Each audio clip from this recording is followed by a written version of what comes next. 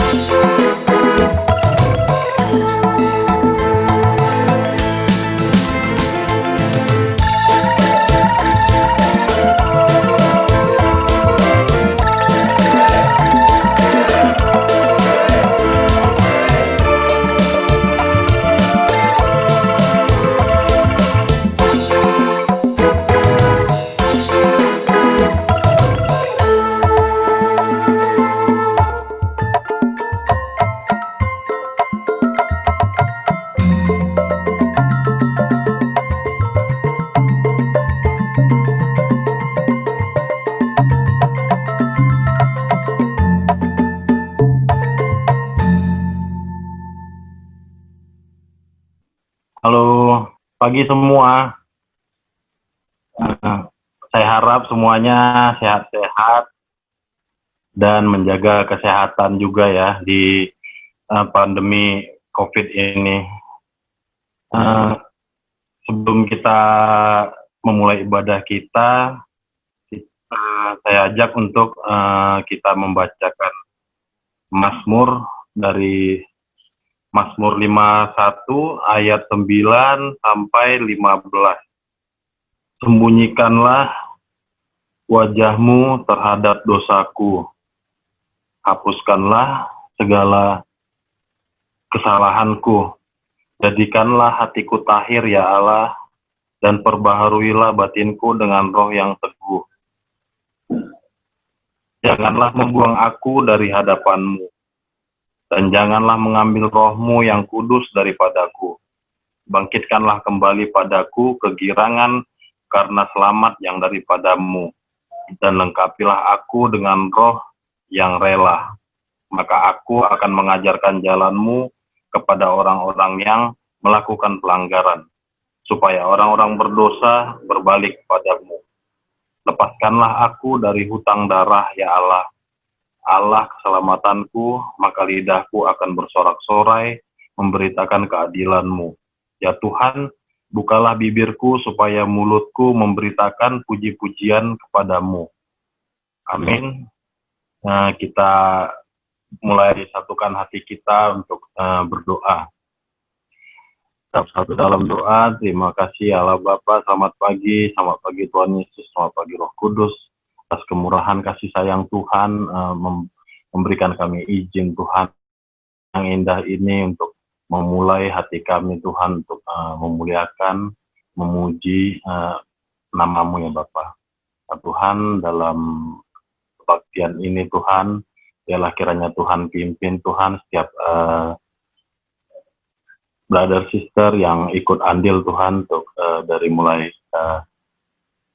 pengaturan untuk penayangan di dalam Zoom ini Tuhan. Berdoa juga Bapak buat brother sister semuanya agar lebih terfokus untuk mendengarkan firman yang akan dibawakan oleh Pak Pendeta kami, Pak Anggoro, untuk biar kiranya bisa kami dengarkan dengan baik dan bisa kami lakukan, renungkan di dalam kehidupan kami setiap hari. Tuhan juga berkati Pak Pendeta Anggoro untuk bisa memberikan firman-Mu Tuhan, membacakan firman-Mu, agar kami bisa Tuhan lebih baik lagi Tuhan hidup kami untuk mempersembahkan yang terbaik bagi Tuhan. Dalam nama-Mu Tuhan, kami serahkan seluruh ibadah ini ke dalam tangan kasih-Mu. Dalam nama Yesus Kristus Tuhan kami berdoa dan mengucap syukur. Amin.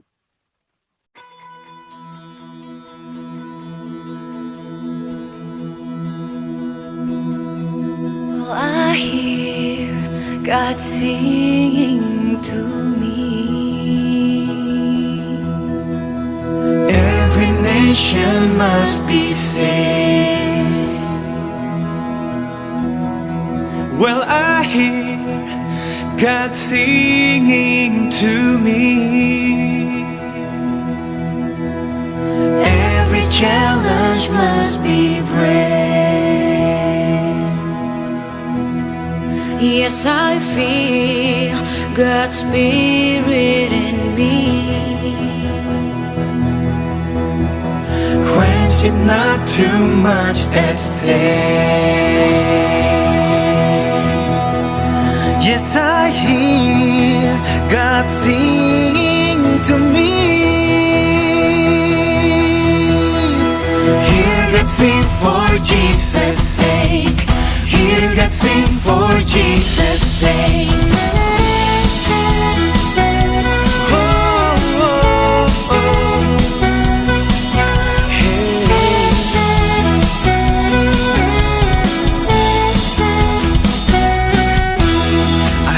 God singing and rejoicing, and I love my Father's song. I hear God singing and He's saying everyone should sing along. Righteous singing scares the devil, So let's shout our anthems loud. A soldier choir, holy concert. Voices lifted, faces bowed. Well, I hear God singing to me. Well, I hear God singing to me. Yes, I hear God singing to me. Yes, I hear God singing to me. Gather us and start the movement. Scatter us, we scatter seed. Planting Christ in every nation As our great crusade succeeds.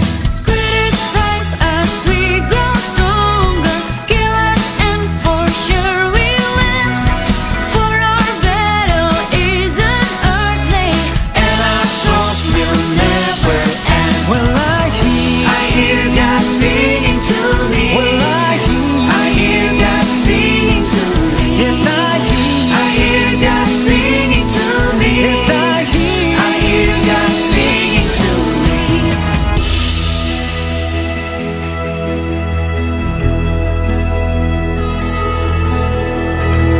I hear God singing to me.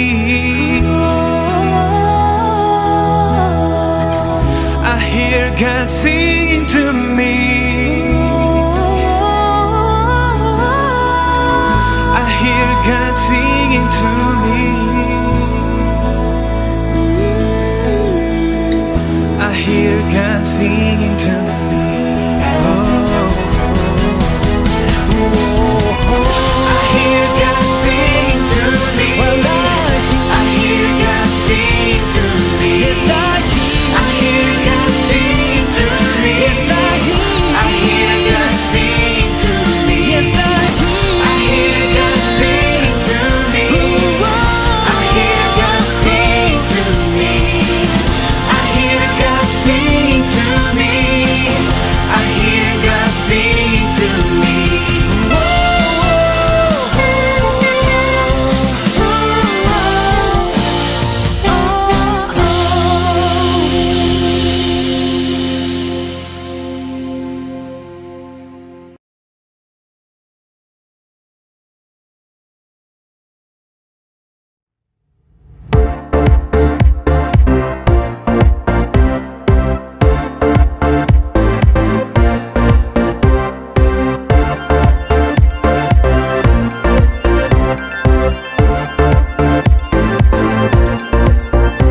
Sometimes I feel that I could fight an army with just me and you, and there's no one could harm me. Oh, but sometimes I can feel a little shy. It's then I need to know that you are there. That's why I'm singing when I'm down, when I'm lonely, when I'm tired. I need you only when I'm down, when I'm lonely, when I need you,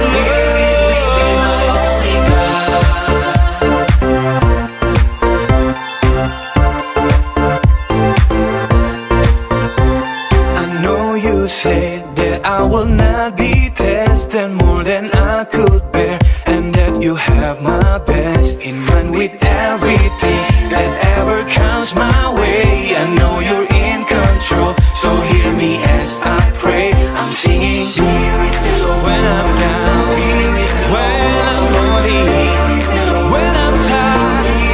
I need you only when I'm down, when I'm lonely, when I need you, Lord.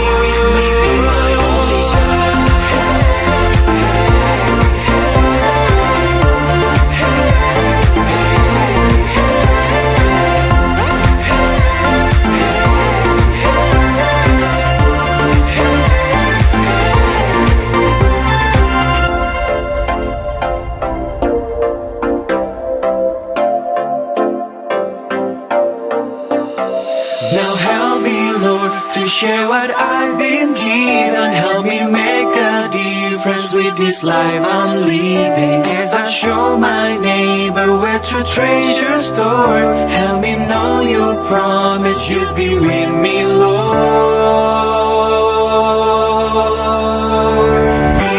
When I'm down,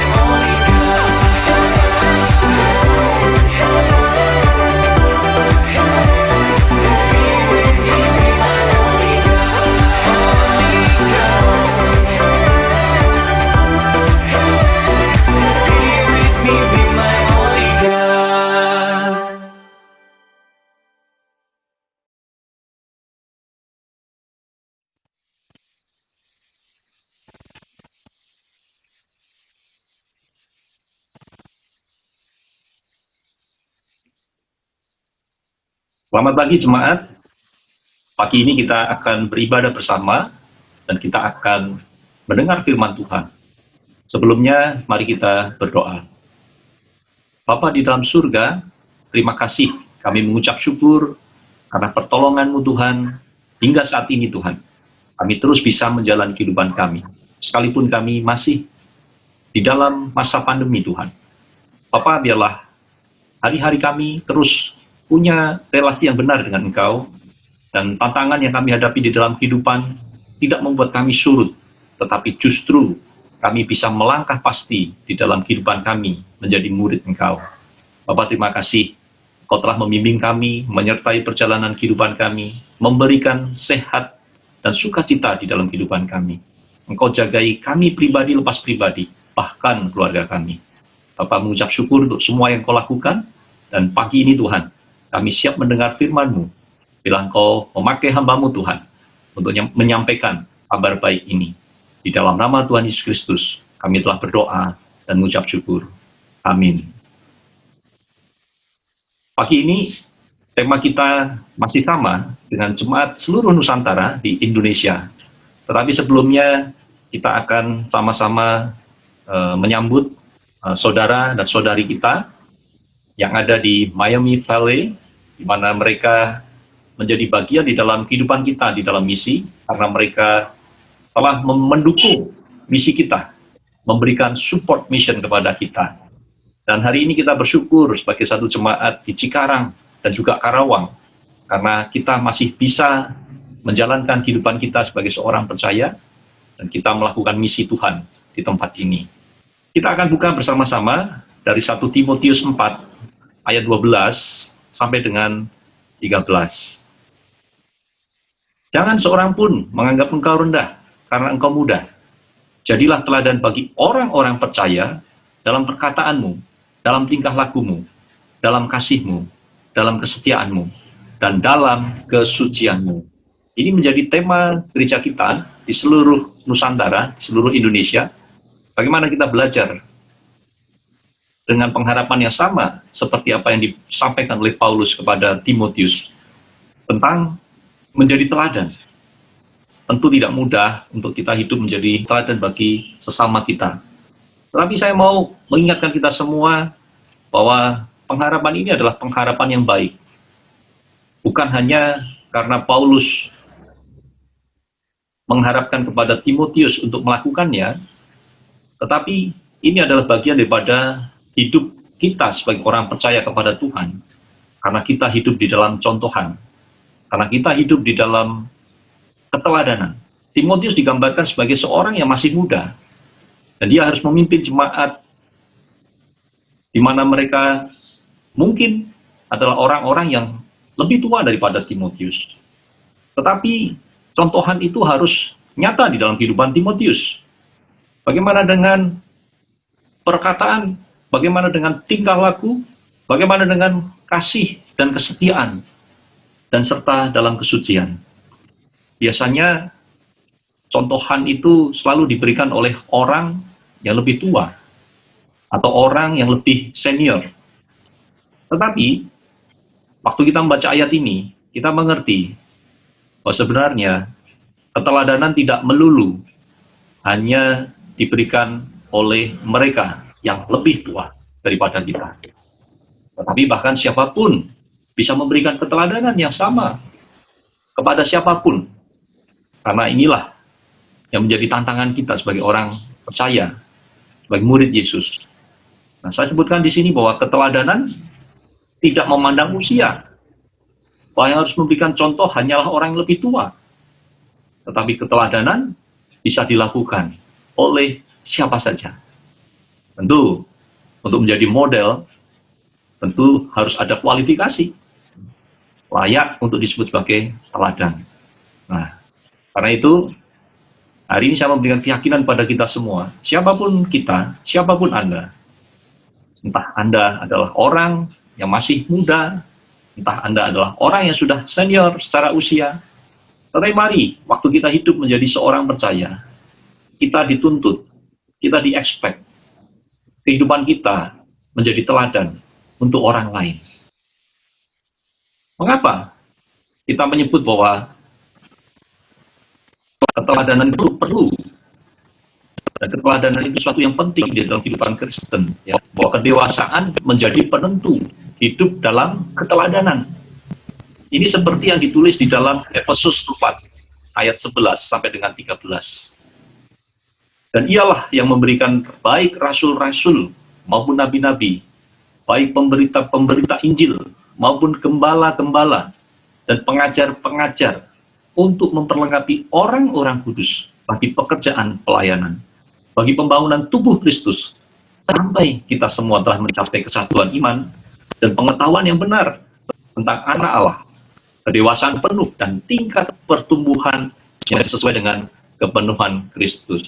Saya berikan gambaran di sini, ya, bahwa keteladanan itu dimulai daripada contohan Kristus Yesus. Yesus adalah teladan yang utama. Sebagai pengikut Kristus, kita hanya punya model satu, yaitu Kristus. Dan kemudian Kristus memiliki murid-murid. Bagaimana dia hidup memberikan teladan kepada murid-muridnya. Murid-murid yang pertama, murid-murid yang mula-mula. Bagaimana kemudian mereka disebut sebagai rasul-rasul. Dan kemudian turun berikutnya lagi kepada murid-murid dan seterusnya. Sehingga kita bisa melihat bahwa sebenarnya Tuhan memberikan contohan dan keteladanan untuk dicontoh dan ditiru dari generasi ke generasi. Kedewasaan menjadi penentu hidup dalam keteladanan. Tidak ada keteladanan tanpa contohan kedewasaan di dalam kekristenan. Lalu kita bisa melihat juga bagaimana kemudian kita diperlengkapi dan diajar bahwa setiap orang yang meneladani kehidupan Kristus, bahkan rasul-rasul, nabi-nabi, pengajar-pengajar, guru-guru, bahkan pendeta, mereka mengalami pengenalan pada Kristus, anak Allah. Dan pengenalan itu membawa kepada pertumbuhan, kedewasaan.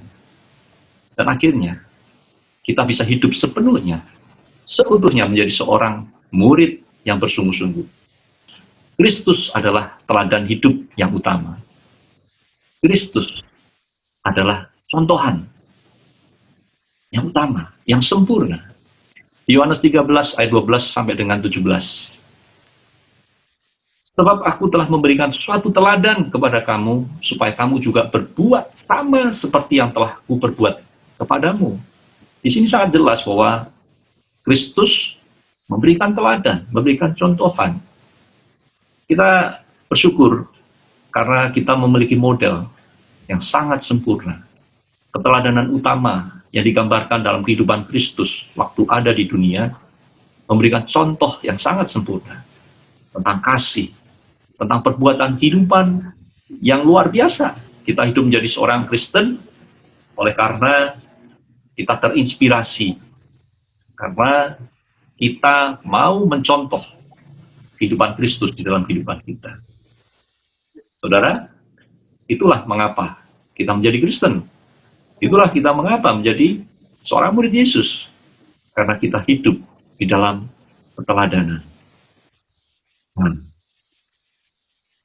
Dikatakan di 1 Petrus 2 ayat 21.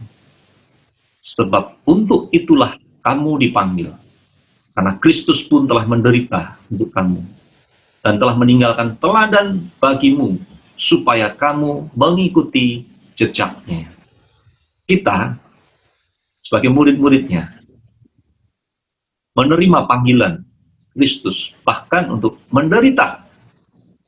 Dan kita hidup mengikuti teladan dan jejak Kristus. Saya mencatat beberapa hal di dalam kehidupan Kristus dan juga Timotius, bagaimana kita menemukan hal-hal yang kita bisa contoh dalam praktik hidup sehari-hari. Keterangan Kristus itu mencakup tentang penderitaan. Ya. Tadi sudah kita baca di 1 Petrus 2 ayat 21. Keteladanan Kristus itu mencakup tentang pengampunan. Bagaimana kehidupan manusia yang penuh dengan dosa, kemudian Tuhan mengutus anaknya datang ke dunia untuk menebus manusia dari dosa. Dia rela mati. Dia mengalami penderitaan. Dia menderita untuk suatu hal yang sebenarnya bukan akibat dari perbuatannya. Tetapi itulah keteladanan. Dan hari ini, bagaimana kita menjadi Kristen, kita pun hidup dan tumbuh di dalam suasana atau keadaan yang sama. Seandainya kita tidak hidup di tengah negara yang sedang berperang atau kekristenan itu menjadi minoritas yang kemudian dimusuhi, tentu ada aspek yang lain yang kita bisa alami. Makna daripada penderitaan dan pengampunan yang kita bisa lakukan juga untuk orang-orang di sekitar kita. Bagaimana kita memandang orang-orang dunia dengan kasih yang seperti Tuhan Yesus melihat orang-orang, manusia yang berdosa dengan kasih juga. Lalu kita menemukan teladanan tentang kerendahan hati di Filipi 2 ayat 5 sampai dengan 8. Tentang kemurahan hati. Bagaimana kita juga bisa memiliki keteladanan tentang dia tidak berdosa. Artinya kita menjaga kekudusan hidup kita. Kita lawan kecenderungan hati kita yang berdosa. Kita sadar bahwa menjadi manusia kita penuh dengan kekurangan, cacat celah. Tapi bagaimana kemudian kita berjuang untuk melawan kecenderungan hati yang berdosa semata-mata karena kita melihat keteladanan Kristus. Bagaimana dia tidak menipu. Tipu daya tidak ada di dalam kehidupan Kristus. Karena seandainya Yesus adalah penipu, tentu kita semua adalah meneladani seorang penipu. Dan hidup kita adalah kehidupan yang pura-pura, kehidupan yang tidak tulus. Dan bagaimana Yesus tidak membalas cacian. Dia begitu sabar dan dia berserah. Dia merelakan seluruh kehidupannya, hidupnya untuk menjadi korban penebus dosa. Dan bagaimana kita bisa melihat tentang iman. Itu semua ada di dalam keteladanan Kristus. Dan kemudian dari teladanan Kristus itu pun kita bisa melihat daripada orang-orang percaya yang lain. Dan salah satunya adalah Timotius. Kita bisa melihat keteladanan Timotius yang seperti diharapkan oleh Paulus tadi. Tentang perkataan, tentang tingkah laku, tentang kasih, tentang kesetiaan, tentang kesucian. Bapak Ibu Saudara, Timotius mendapatkan mandat yang sebenarnya berat. Karena di usia muda, dia harus menjaga hidupnya, dia harus mengkondisikan hidupnya di dalam keadaan yang lebih baik, sempurna ibadatnya. Tetapi bukan berarti tidak mustahil, tidak bisa dilakukan. Timotius, walaupun dia masih muda, tetapi saya yakin dia juga bertumbuh di dalam keyakinan yang benar, di dalam keteladanan yang sama yang dia peroleh daripada nenek dan juga ibunya. Dikatakan bahwa nenek dan ibunya juga punya iman kepada Tuhan. Dan kita bisa lihat bahwa kehidupan Timotius pun akhirnya bisa menjadi contoh dan teladan. Inilah betapa pentingnya sebuah pemakna daripada kedewasaan. Supaya akhirnya kita bisa melihat bahwa hidup kita pribadi lepas pribadi, kita perlu juga memiliki keteladanan, tetapi dimulai dengan kedewasaan. Bagaimana kita bertumbuh menjadi seorang Kristen yang berdewasa di dalam kehidupan kita. Saya berikan beberapa langkah yang praktis bagaimana kita bisa hidup dengan keteladanan. Dan kita ambil dari buku Titus 2. Titus 2 ayat 1 sampai dengan 15. Kita akan baca bersama-sama di Titus 2.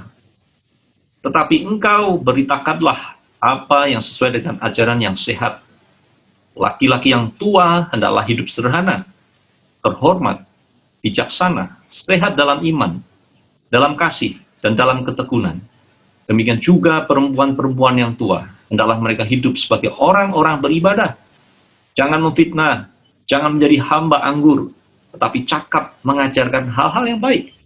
Dan dengan demikian mendidik perempuan-perempuan muda, mengasihi suami dan anak-anaknya. hidup bijaksana dan suci, rajin mengatur rumah tangganya, baik hati dan taat kepada suaminya, agar firman Allah jangan dihujat orang. Demikian juga orang-orang muda, nasihatilah mereka supaya mereka menguasai diri dalam segala hal, dan jadikanlah dirimu sendiri suatu teladan dalam berbuat baik. Hendaklah engkau jujur dan bersungguh-sungguh dalam pengajaranmu, sehat dan tidak bercela dalam pemberitaanmu, sehingga lawan menjadi malu, karena tidak ada hal-hal buruk yang dapat mereka sebarkan tentang kita. Hamba-hamba hendaklah taat kepada tuannya dalam segala hal, dan berkenan kepada mereka. Jangan membantah, jangan curang, tetapi hendaklah selalu tulus dan setia, supaya dengan demikian mereka dalam segala hal memuliakan ajaran Allah, Juru Selamat kita. Karena kasih karunia Allah yang menyelamatkan semua manusia sudah nyata. Ia mendidik kita supaya kita meninggalkan kefasikan dan keinginan duniawi, dan supaya kita hidup bijaksana, adil dan beribadah di dalam dunia sekarang ini, dengan menantikan penggenapan pengharapan kita yang penuh bahagia dan penyataan kemuliaan Allah yang Maha Besar dan Juru Selamat kita Yesus Kristus, yang telah menyerahkan dirinya bagi kita untuk membebaskan kita dari segala kejahatan dan untuk menguduskan bagi dirinya suatu umat kepunyaannya sendiri yang rajin berbuat baik. Beritakanlah semua itu, nasihatilah dan yakinlah orang dengan segala kewibawaanmu. Janganlah ada orang yang menganggap engkau rendah. Kehidupan Kristen adalah kehidupan dalam keteladanan. Ini yang kita bisa temukan. Kita bersyukur kita hidup menjadi seorang Kristen. Karena pada dasarnya kehidupan Kristen syarat dengan keteladanan. Kita baca dari Ibrani 13 ayat 7.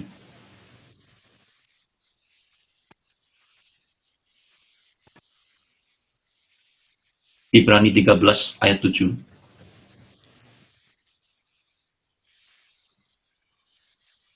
Ingatlah akan pemimpin-pemimpin kamu yang telah menyampaikan firman Allah kepadamu. Perhatikanlah akhir hidup mereka, dan contohlah iman mereka. Tadi di awal, saya mengatakan bahwa Kristus adalah teladan yang utama. Dan kemudian turun kepada rasul-rasul, pengajar-pengajar. Dari generasi ke generasi, ribuan tahun berlalu sampai pada hari ini, kita hidup di dalam keteladanan. Dari para pemimpin kita, orang-orang yang bertanggung jawab memimpin kita. Mereka adalah contohan yang terbaik. Karena itulah, waktu seseorang disebut sebagai pemimpin, mereka adalah orang-orang yang memiliki kualifikasi dan kedewasaan yang selayaknya untuk kemudian disebut sebagai teladan. Hari ini kita bersyukur. Kehidupan Kristen selalu memberikan inspirasi tentang keteladanan. Bahkan di dalam rumah tangga kita. Setiap daripada kita juga akhirnya menjadi contohan. Kita hidup menjadi teladan. Kalau kita menjadi suami, kita akan menjadi teladan untuk istri kita. Kalau kita menjadi orang tua, kita akan menjadi teladan bagi anak-anak kita. Kalau kita menjadi kakak-kakak yang lebih tua, kita menjadi contoh untuk adik-adik kita. Dan seterusnya. Hari ini betapa bersyukur kita hidup di dalam keteladanan. Dan kekristenan itu memberikan banyak sekali contoh yang baik. Waktu kita kemudian hidup dan bertumbuh di dalam kedewasaan yang penuh. Ada 4 area yang saya akan bagikan supaya kita bisa belajar dan melakukannya di dalam kehidupan kita sehari-hari. Bagaimana dengan keyakinan yang sehat yang kita hidupi saat ini? Bagaimana dengan perbuatan-perbuatan baik yang kita bisa lakukan di dalam kehidupan kita menjadi seorang percaya? Bagaimana kita mencontoh dan melakukan juga tentang kesetiaan? Bagaimana tentang pengharapan kekal kita? 4 area ini akan terus menyertai perjalanan kehidupan kita.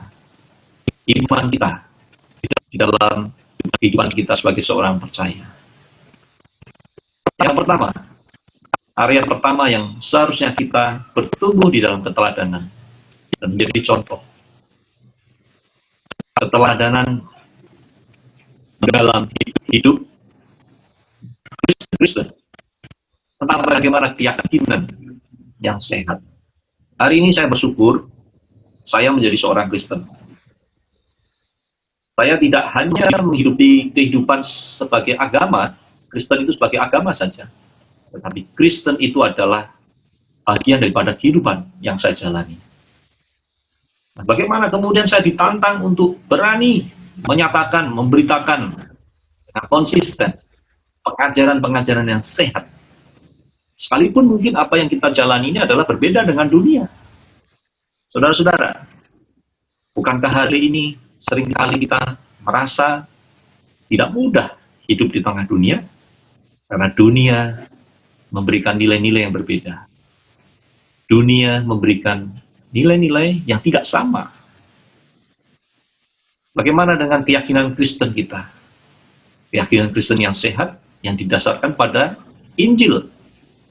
Bagaimana pengakuan kita dengan mulut kita bahwa Yesus adalah Tuhan dan Juru Selamat kita secara pribadi?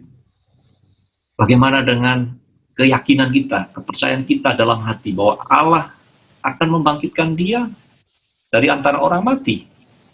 Dan karena itulah kemudian kita terbebas dari dosa. Bagaimana dengan kehidupan Kristen kita yang sehat itu? Hari ini, semua yang disebut Kristen belum tentu hidup di dalam keyakinan yang sehat. Kita pusing dengan banyak ajaran-ajaran yang tidak benar, yang diajarkan. Seringkali kita menemukan, bahkan di dalam kekristenan, apa yang disebut dengan guru-guru palsu, yang mengajarkan hal yang tidak perlu, yang bahkan tidak diajarkan di dalam Bible. Tetapi seperti hal yang penting, yang kemudian justru membuat kehidupan umat menjadi berbelok, tidak menuju pada kebenaran. Mari kita ajarkan ajaran yang benar. Mari kita hidup di dalam. Karena itu, mengapa kita perlu membangun relationship yang benar dengan Tuhan? Bagaimana kita mengenal karakter Tuhan? Bagaimana kita juga kemudian hidup dalam contohan yang benar, apa yang dicontohkan oleh Kristus Yesus, kemudian kita lakukan juga dalam kehidupan kita sehari-hari. Inilah bagian yang pertama yang kita seharusnya bertumbuh di dalam keteladanan, yaitu tentang keyakinan yang sehat, keyakinan yang benar. Kita bersyukur menjadi murid Yesus sampai hari ini. Kita berkumpul di dalam satu jemaat, yang kemudian kita juga bisa bertumbuh di dalam keyakinan yang benar itu. Karena itu jangan sampai 1, 2, 3 orang kemudian mulai menjauh, mengeraskan hati, tidak mau dibimbing, tidak mau diberi nasihat. Mari kita arahkan kehidupan kita kepada bimbingan yang benar. Bagaimanapun pemimpin-pemimpin kita, pembimbing-pembimbing kita, mereka memberikan contohan dan mendorong kita untuk lebih maju lagi, hidup di dalam kebenaran yang Tuhan ajarkan. Jangan merasa risih ketika kita ditanya, bagaimana kehidupan kita, bagaimana keadaan kita. Mereka ingin memastikan bahwa kita baik-baik saja dan kita hidup di dalam kehidupan rohani yang sehat. Yang kedua, bagaimana dengan keteladanan perbuatan baik. Perbuatan baik seharusnya menjadi satu hal yang tidak sulit untuk dilakukan oleh seorang Kristen yang bersungguh-sungguh. Karena pada dasarnya apa yang dilakukan oleh Kristus adalah banyak contohan tentang perbuatan baik. Perbuatan baik yang dilakukan oleh Kristus didasari oleh rasa kasih. Dan kasih yang Kristus ajarkan adalah kasih yang sepenuhnya. Perbuatan baik kekristenan itu mencerminkan tentang integriti dan martabat. Karena itu mari kita juga bertumbuh di area ini. Kita bertumbuh bagaimana kita menjaga integriti kita dan martabat kita. Integriti. Bagaimana perbuatan-perbuatan kehidupan kita selaras dengan nilai-nilai yang Tuhan ajarkan. Dunia menawarkan hal-hal yang berbeda. Seringkali dunia menawarkan hal-hal yang keliru. Dunia menghalalkan segala cara. Hari ini, seseorang ingin menjadi kaya raya, bisa melakukan hal-hal yang tanpa integritas. Jika itu dilakukan oleh seorang yang disebut Kristen, tentu berarti dia tidak sedang hidup di dalam keyakinan yang sehat. Dia sedang menyelewengkan keyakinannya. Hari ini kita menjaga martabat karena kehidupan kita mencerminkan kerajaannya. Bagaimana kita disebut sebagai Kristen, tetapi kemudian kita hidup asal-asal.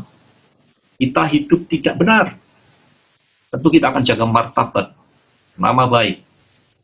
Tentu kita perlu melihat dan mengkoreksi kehidupan kita. Kabar baiknya, masih ada kesempatan untuk kita berubah. Kita menjadi lebih baik. Mari kita bertobat jika kita melakukan hal yang keliru. Cara kita hidup dan berhubungan dengan orang lain harus sesuai dengan apa yang kita ajarkan tentang Injil. Kalau kita kemudian disebut murid Yesus, tetapi kehidupan kita tidak mencerminkan kehidupan seorang Kristen, itu menjadi aneh. Tentu kita akan menjadi batu sandungan. Kita akan diolok-olok oleh dunia.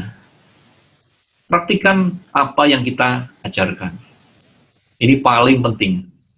Karena pada dasarnya firman itu harus tercermin dalam kehidupan kita pribadi lepas pribadi. Saudara silakan baca dari Yakobus 2 ayat 15 sampai 16, 1 Yohanes 4 ayat 20. Bagaimana kita diajak untuk bertumbuh di area keteladanan tentang perbuatan baik dalam kehidupan kita. Yang ketiga tentang kesetiaan. Kalau kita ditantang agar kehidupan kita menjadi seorang Kristen juga bertumbuh di dalam kesetiaan. Bapak Ibu Saudara, untuk menjadi setia itu tidak mudah. Tidak juga kita kemudian menjadi Kristen otomatis gampang mengatakan untuk setia. Terutama setia sepenuhnya kepada ajaran Tuhan. Kita seringkali menjadi tidak berdewasa dan kita menyeleweng di dalam kehidupan kita. Kita susah atau sulit untuk dipegang kata-kata kita. Janji tinggal janji. Kita pernah mendeklarasikan untuk setia kepada Tuhan. Masih ingat kapan kita dibaptis? Kapan kita menyatakan iman kita? Tetapi kapan juga kemudian kita jatuh di dalam dosa? Bagaimana kehidupan kita kemudian menjadi jauh dari kebenaran yang Tuhan ajarkan? Jika itu terjadi, segeralah bertobat. Dan kejarlah pertumbuhan rohani untuk kita bisa berdewasa. Dan kemudian kita mencapai kepada kesetiaan seperti yang Tuhan ajarkan. Sebuah contoh dari kesetiaan Kristen, bahwa kita berbicara, bertindak dengan cara yang sama seperti Kristus di segala tempat, dimanapun, di dalam keluarga, masyarakat, sama dengan waktu kita berada di gereja. Hari ini seringkali kekristenan itu dibuat terpisah-pisah. Waktu kita hidup terpisah. Ini dunia, ini rohani. Padahal kehidupan Kristen menjadi satu, tidak ada batasan dunia dan kerohanian. Saudara-saudara, mari kita bertumbuh di dalam keteladanan di area ini. Kita menjadi setia, kita loyal kepada Tuhan dengan cara bagaimana? Dengan kehidupan yang benar. Yang terakhir, kita bertumbuh di area di mana kita memiliki pengharapan yang kekal. Orang-orang yang setia, orang-orang yang terus pegang iman kepada Tuhan, mereka adalah contohan keteladanan. Bagaimana mereka memiliki pengharapan yang kekal. Paulus memperingatkan kepada setiap orang Kristen, hingga saat ini bahkan ya, bahwa hidup kita harus selalu di dalam kebenaran. Kita harus hidup saleh. Sembari kita menantikan pengharapan tentang kedatangan Tuhan yang kedua. Dan waktu itu digenapi, sempurnalah pengharapan kita. Hari ini, waktu itu belum datang, belum terjadi. Tetapi kesetiaan kita, ketekunan kita, pengharapan kita kepada janji Tuhan, dan cara bagaimana kita hidup sehari-hari akan menentukan Apakah kita memiliki pengharapan yang kekal itu? Hari ini sama seperti pada zamannya Paulus. Dunia sedang merana dengan segala kejahatan yang ada. Iblis terus berusaha menimbulkan kerusakan sebanyak mungkin yang mempengaruhi dunia ini untuk hal-hal yang buruk. Tetapi sekali lagi, Tuhan tidak pernah tinggal diam. Dia akan menjaga kita. Tetapi kita umatnya, kita juga terus mau berjuang dengan kekuatan daripada roh Tuhan untuk kita bisa menjaga pengharapan kekal itu. 4 hal ini, mari kita bertumbuh di dalamnya. Sebagai orang percaya, tentu ini hal yang penting yang kita perlu yakini. Dan kita bisa yakin dan percaya bahwa 4 area keteladanan ini kita bisa capai. Maka itu kita bertumbuh di dalam kedewasaan iman kita. Kita bersyukur bahwa kehidupan Kristen yang sehat selalu muncul dari keyakinan Kristen yang sehat. Karena itu, sebagai murid-murid Yesus, mari kita terus terhubung satu sama lain. Kita hidup di dalam kehidupan komunitas yang benar, yang sehat. Kita saling menjaga. Sebagaimana digambarkan tentang jemaat mula-mula. Mereka hidup di dalam kehidupan yang begitu dekat satu sama lain. Dan mereka hidup di dalam firman yang diajarkan. Mereka mempraktekkan itu. Lalu yang kedua, bagaimana kita berbuat baik. Praktikan kebenaran yang kita tahu di dalam kehidupan kita sehari-hari. Lalu bagaimana dengan kesetiaan kita? Berbicara dan bertindak seperti Kristus di segala situasi. Dan yang terakhir, bagaimana kita menjaga supaya apa yang kita jalani kehidupan kita sebagai Kristen mencapai pada pengharapan yang kekal yang akan Tuhan genapi suatu hari nanti. Kiranya ini membantu hati kita, semoga ini memberkati kita, dan kita bersyukur, kita terus hidup menjadi seorang percaya. Terpuji nama Tuhan, di dalam nama Tuhan Yesus Kristus, kita telah mendengar kabar baik ini. Amin. Kita akan menyiapkan perjamuan kudus. Mari kita siapkan anggur dan roti untuk perjamuan kita. Dan kita bisa mengingat kembali akan pengorbanan Kristus. Tetapi sebelumnya ada saudara dan saudari kita dari kampus ministry akan men-sharingkan apa yang menjadi tantangan di dalam ministrinya. Hai, Halo, kami dari kampus ministry, saya Andre. saya Ulan. Kita bersyukur di tahun 2020 ini, dimulai dari bulan Januari, Tuhan boleh memberkati kita dengan satu baptisan brother, yaitu Julio.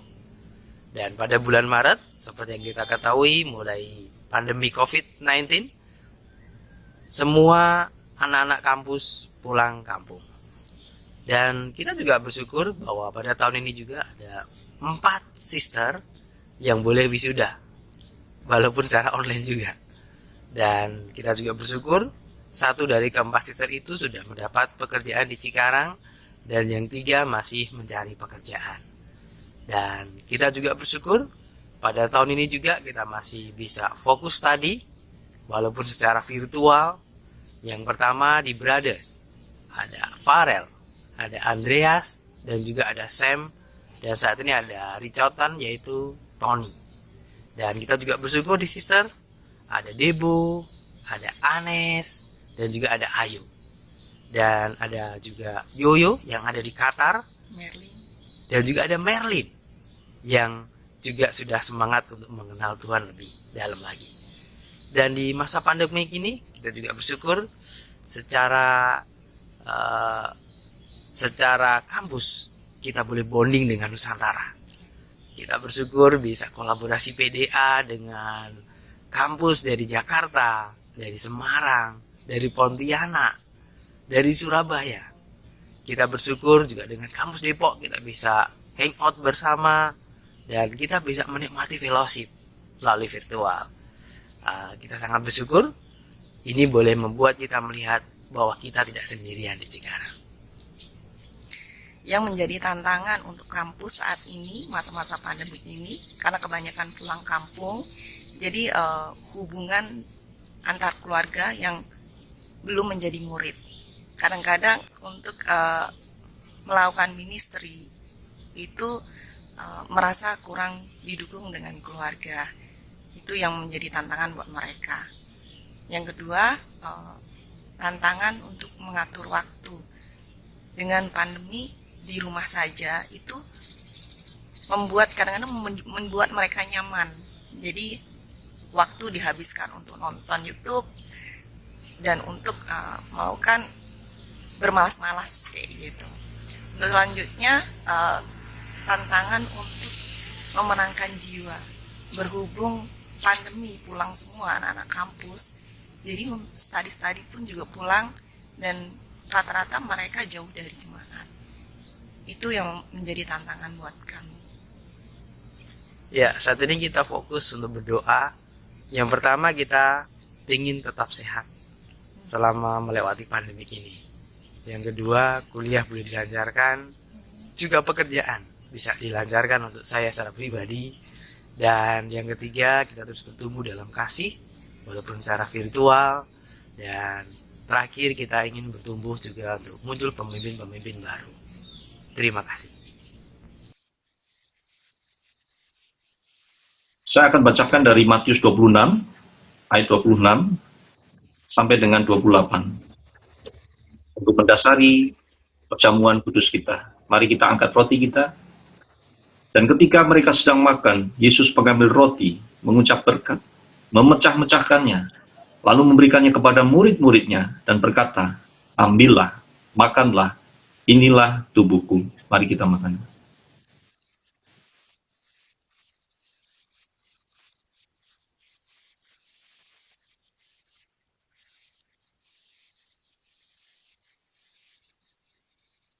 Kita angkat cawan kita. Sesudah itu ia mengambil cawan, mengucap syukur, lalu memberikannya kepada mereka dan berkata, minumlah kamu semua dari cawan ini, sebab inilah darahku, darah perjanjian yang ditumpahkan bagi banyak orang untuk pengampunan dosa. Mari kita minum.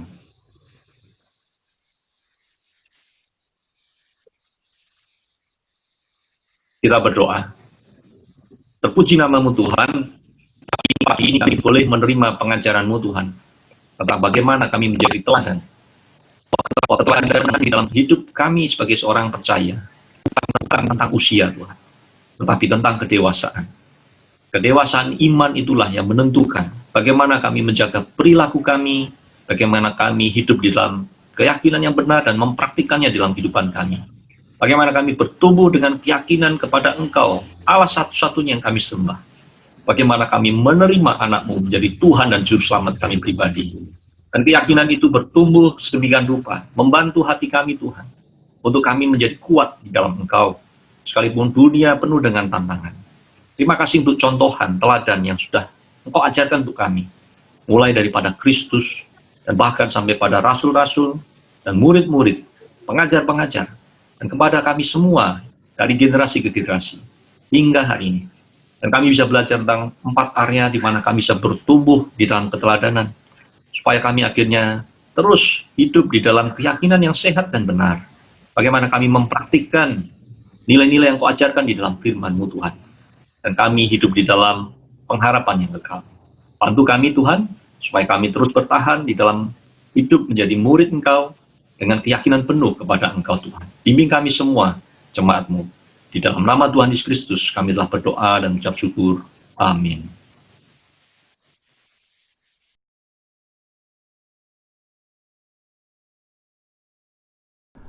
All right, we are back. What a great service. Oh my goodness. Thank you so much to the Chikaran and Karawang Churches of Christ. That was awesome.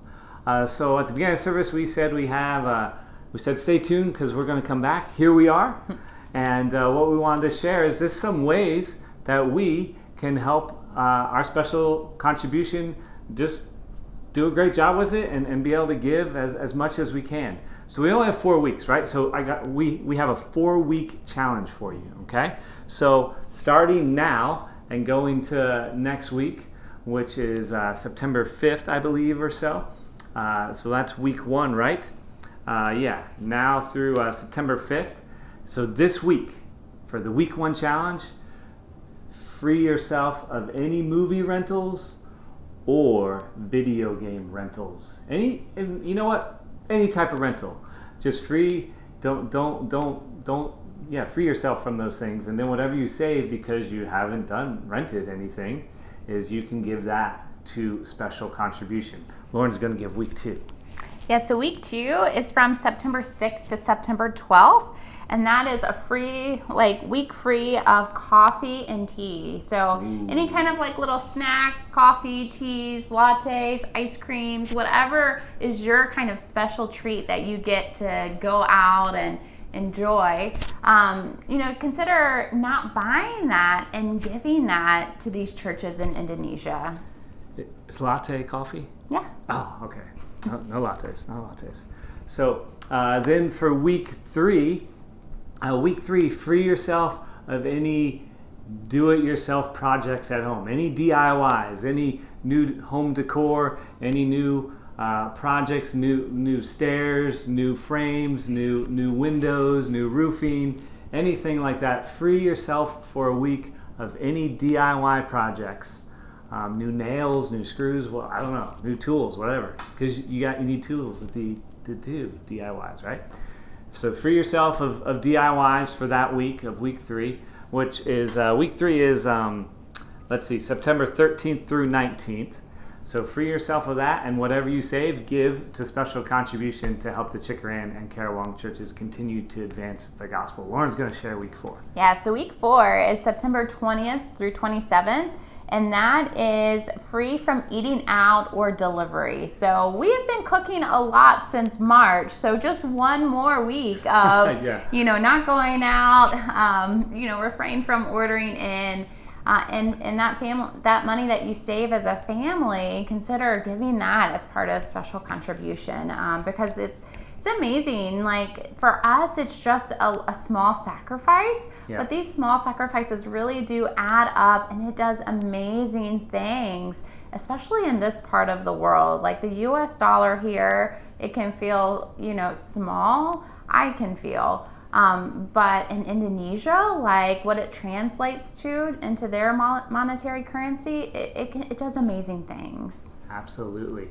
So with that's our 4-week challenge. Those are our free yourself each week. There's something different, and whatever you save, you can give to special contribution. Just a fun way to do it. And just remember, you can actually give special contribution through Venmo at Miami Valley Church ICOC. And just make sure you put in the memo, for special contribution. And likewise, you can write a check and send it to Doug Phoebus. If you don't have his address, please just shoot him a text or an email, and he'll send that to you. And likewise, in the memo of any check, please put for special contribution as well. So that's what we got for you, our 4-week challenge. And we love you all. Enjoy the rest of your Sunday. Have a great day. Bye. Bye, guys.